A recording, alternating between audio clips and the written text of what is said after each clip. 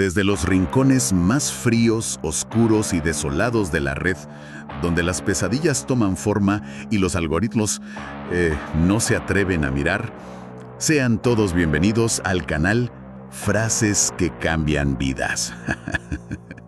Vale, lo siento muchísimo, pero es que tenía que hacerlo. Madre mía, qué susto me has dado para empezar, ¿de verdad? Prometo recuperar mi voz normal ya mismo. Pero bueno, es que el tema de esta inmersión a fondo requería un poco de teatro para, ya sabes, entrar en ambiente. Claro, totalmente justificado. Hoy tenemos por delante una exploración detallada, absolutamente nostálgica y, admitámoslo, un tanto perturbadora. Vamos a analizar las palabras de una auténtica leyenda de Internet en español. Alguien que ha mantenido a millones de personas despiertas de madrugada. Exacto, mirando de reojo las sombras de la habitación. Hablamos de Drost Rotzank y el objetivo de hoy no es quedarnos en el terror puro o en el eterno meme de Luna de Plutón. Que está muy visto ya. Sí, ya es historia de Internet. Lo que queremos es desgranar 7 frases exactas que construyeron su mito y marcaron a toda una generación. Pues, a ver, estoy encantada de estar aquí para analizar este fenómeno cultural, porque si observamos el panorama con detenimiento, el propósito de nuestro análisis de hoy es diseccionar lo que podríamos llamar la arquitectura del terror digital. Me gusta ese término, arquitectura del terror. Es que es justo eso. Vamos a tomar 7 frases muy específicas que este creador utilizaba como auténticas herramientas de precisión narrativa. O sea, no eran frases al azar. ¿Qué va? Lo fascinante aquí es que no estamos ante un simple narrador de historias de miedo, sino ante un pionero que supo utilizar el lenguaje, el ritmo y la psicología para crear una atmósfera inconfundible, en una plataforma que, bueno, por aquel entonces aún estaba en pañales. Eso es justo lo que más curiosidad me despierta, fíjate. Porque hoy en día es muy común ver canales de misterio superproducidos, pero en la época dorada de esta plataforma todo era mucho más rudimentario. Mucho más casero. Sí, eso es.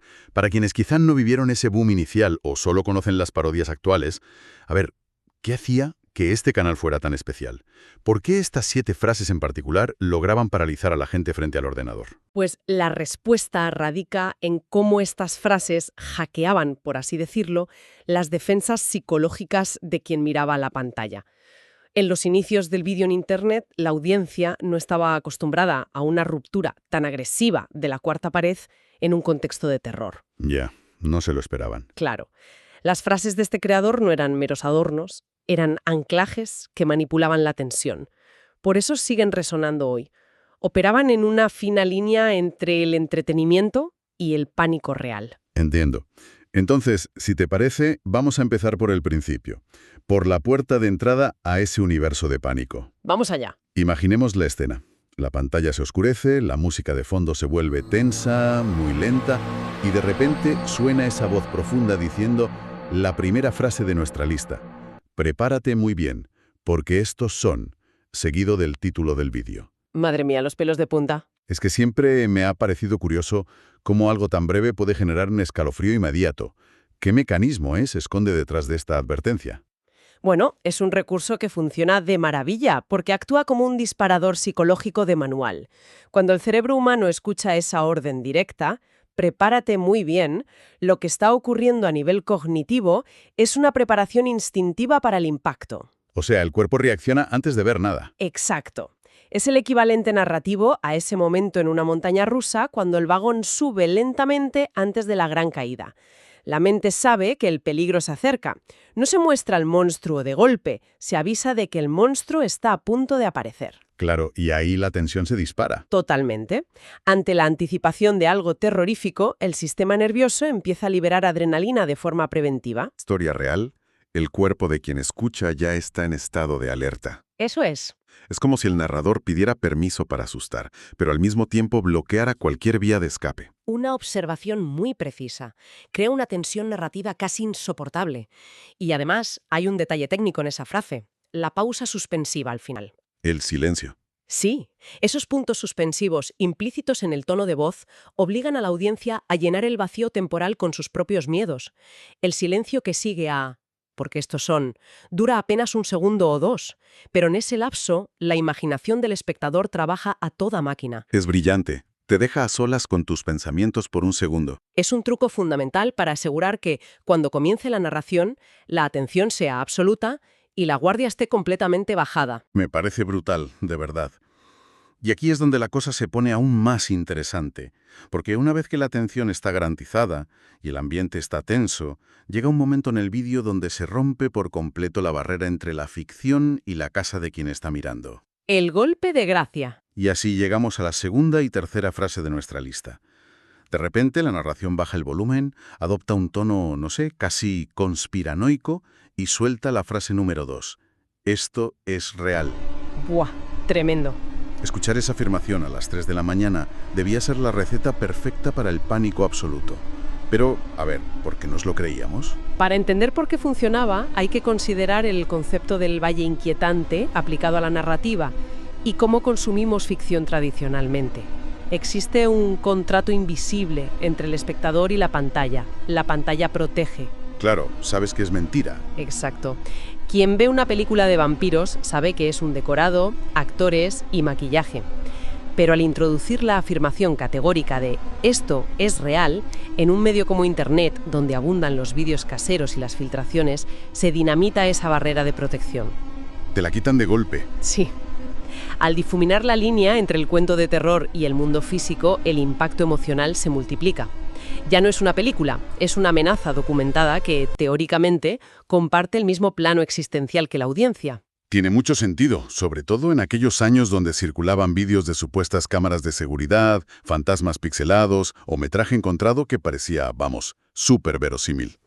Efectivamente, el contexto ayudaba muchísimo. Y para rematar esa idea de vulnerabilidad, inmediatamente se hilaba con nuestra tercera frase.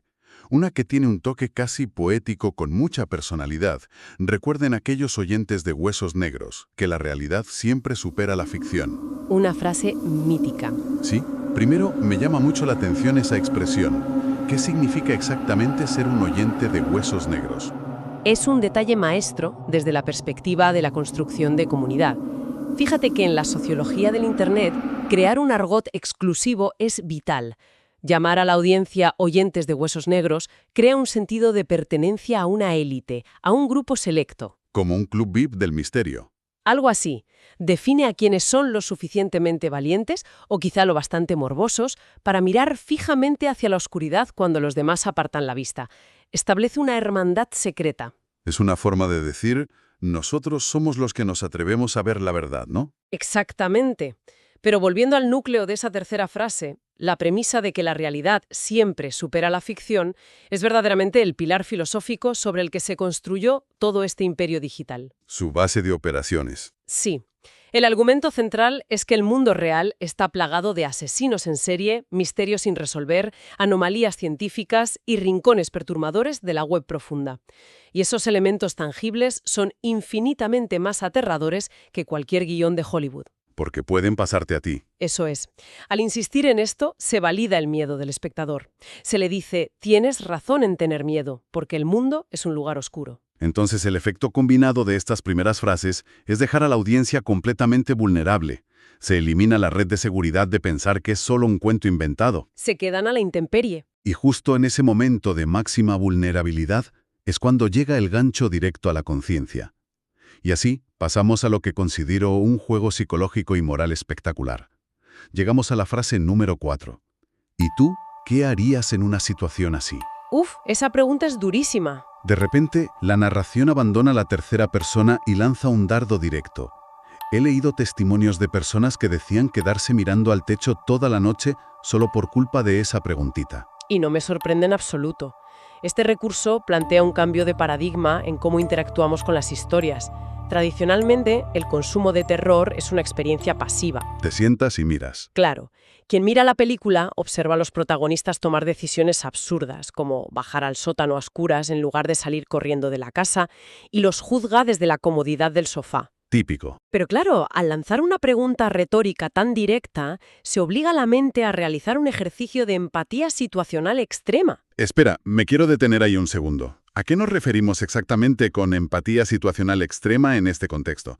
¿Es el proceso de imaginar cómo sobreviviríamos nosotros mismos en ese sótano a oscuras? Lo has descrito a la perfección. Es forzar al cerebro a trasladar el peso del horror desde los protagonistas del relato hacia la propia psique del espectador. La mente humana es una máquina de resolver problemas. Siempre buscando la salida. Sí, cuando se le plantea una pregunta de supervivencia, especialmente después de haber aceptado la premisa de que la amenaza es real, no puede evitar procesar las variables.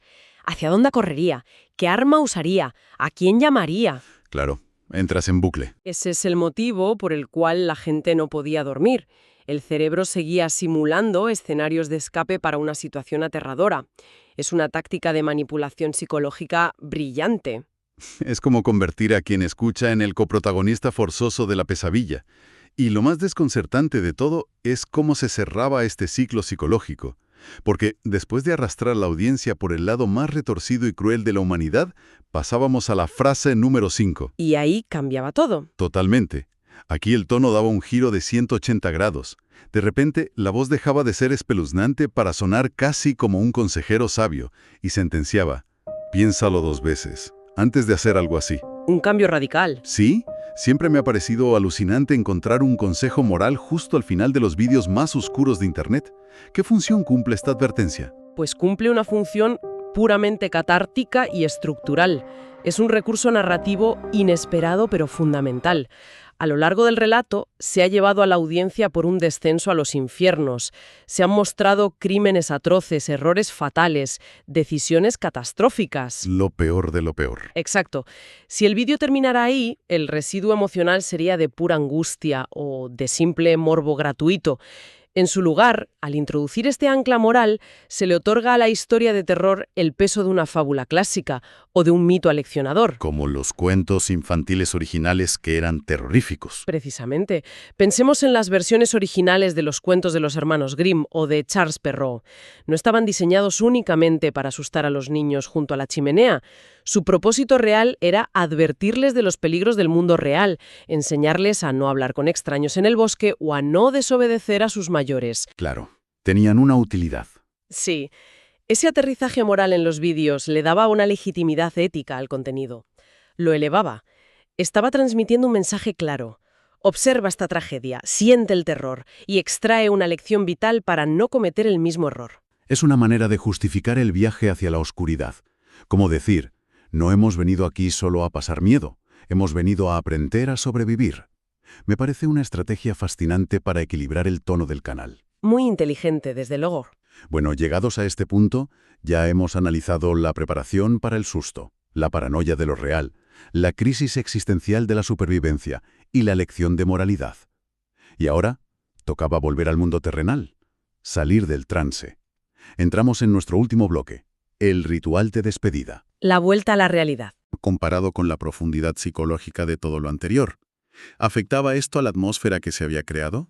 Afectaba, pero de una manera absolutamente necesaria. Desde un punto de vista puramente técnico y de supervivencia en la plataforma, es un llamado a la acción estándar, imprescindible para el algoritmo. Es la mecánica básica para asegurar la visibilidad. Claro, había que currarse los likes. Totalmente. Sin embargo, narrativamente, su posición es crucial. Actúa como un mecanismo de descompresión, rompe el hechizo.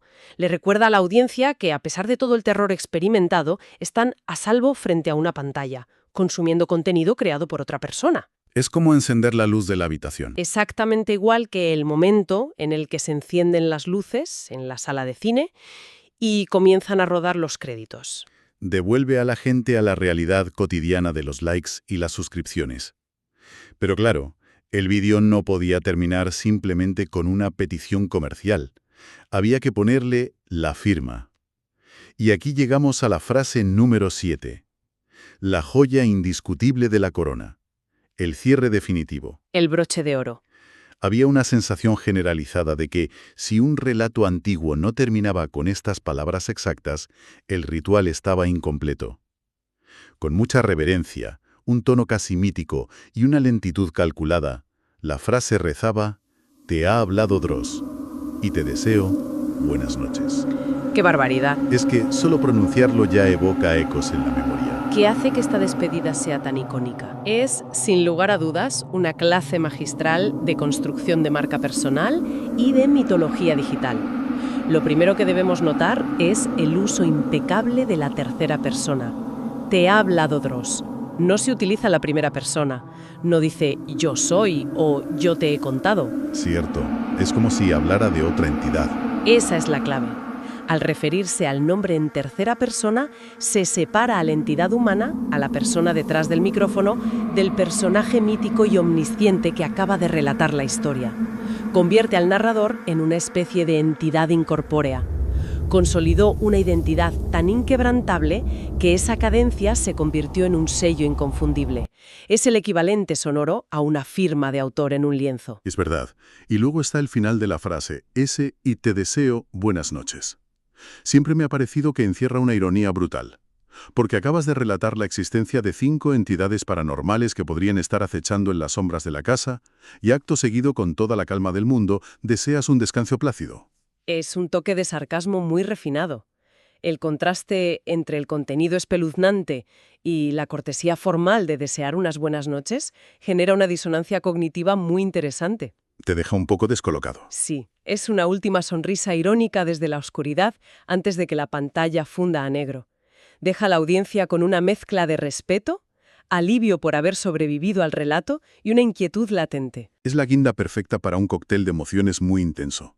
Ahora, habiendo desglosado estas 7 frases desde la preparación inicial hasta la despedida y entendiendo la psicología que hay detrás de cada pausa y cada advertencia, si miramos esto con perspectiva, ¿cuál diríamos que es el peso real de todo este análisis? ¿Qué significa todo esto en el panorama más amplio de la creación de contenido? Pues si hacemos una síntesis rigurosa, el legado de este estilo narrativo es verdaderamente inmenso. Hablamos de una figura pionera. Es cierto que el Internet moderno, con su tendencia a reciclarlo todo, ha convertido algunos de estos elementos en parodias amigables o memes inmortales. Como pasa con todo lo que se hace muy viral. Bajo presupuesto de los primeros años de la plataforma, podía alcanzar niveles de arte narrativo. Elevó los estándares de cómo contar una historia en formato digital. Marcó el camino para los demás. Inspiró a toda una generación posterior de creadores que intentaron, casi siempre sin éxito, replicar esa asombrosa capacidad para tejer atmósferas opresivas con tan solo una voz y un guión. Estas 7 frases no solo marcaron una época, estructuraron el vocabulario del misterio y el suspense para millones de hispanohablantes. Y esa reflexión me lleva a un pensamiento que me gustaría dejar flotando en el aire para quienes nos acompañan hoy en este análisis. Hemos diseccionado meticulosamente los engranajes de estas palabras, pero lo que realmente perdura es el poder invisible que reside detrás de ellas. La esencia de la narración. Exacto. Resulta fascinante pensar en cómo una historia, cuando está verdaderamente bien armada, con el tono correcto, la cadencia adecuada y las pausas exactas, es capaz de trascender la frialdad de una pantalla. Tiene el asombroso poder de instalarse en un rincón de la mente, construyendo una pequeña casa en la memoria colectiva, y quedarse a vivir ahí para siempre, superando con creces el formato efímero de un simple video subido a la red hace más de una década. En el fondo, es la magia eterna de la tradición oral. Totalmente. La de contar historias alrededor de una hoguera evolucionada y adaptada a la era de los servidores y el Internet. Una conclusión sumamente acertada. Fíjate que las herramientas cambian, las plataformas evolucionan y los algoritmos dictan nuevas reglas, pero el instinto humano primario de reunirse en torno a una buena historia de misterio y el placer de sentir ese escalofrío controlado sigue siendo exactamente el mismo que hace miles de años. Así es. Y para poner punto final a esta inmersión a fondo, invitamos a toda la audiencia que está al otro lado escuchando a que participe en la caja de comentarios. Nos encantaría saber cuál de estas emblemáticas frases causó mayor impacto o trajo más recuerdos a la memoria. Seguro que hay muchas anécdotas por ahí. Sin duda. Además, siguiendo con esta dinámica analítica, sería fantástico leer en los comentarios qué otros personajes, ya sean figuras históricas o auténticas leyendas de Internet, sería interesante conocer a través de un formato de 5 frases en futuras ediciones. No olviden compartir este programa con aquellos que también pasaban madrugadas enteras frente al ordenador, dejar un gran like y, por supuesto, suscribirse al canal Frases que Cambian Vidas para no perderse ningún análisis. Hasta la próxima. Y que tengan buenas noches.